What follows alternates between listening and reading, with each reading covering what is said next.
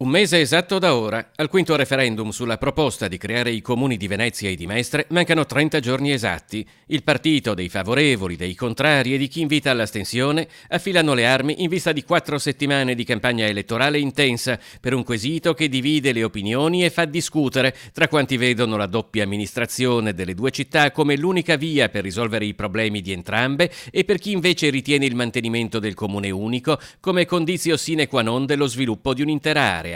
Ed è un quesito che divide persino gli ex sindaci della città. Se ad esempio Mario Rigo ed Ugo Bergamo si sono pronunciati per la creazione dei due comuni, Massimo Cacciari e Luigi Brugnaro, seppur con qualche sfumatura diversa, sono per il mantenimento dello status quo.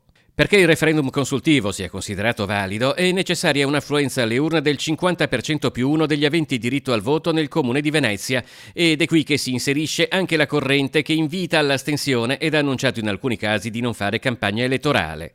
Le attuali dimensioni del comune di Venezia risalgono alla metà degli anni 20 del Novecento. Una prima tornata tra il 1923 e il 24 aggregò a Venezia i comuni della Laguna, prima Pellestrina con Lido, quindi Murano e Burano, che all'epoca comprendeva Cavallino Treporti, poi distaccatasi con un referendum nel 1999. Malamocco era stata già inglobata nel 1883. Nel 26 fu la volta dell'entroterra con regio decreto legge che soppresse l'autonomia amministrativa dei comuni di Mestre, Zelarino, Favaro Veneto e Chirignago.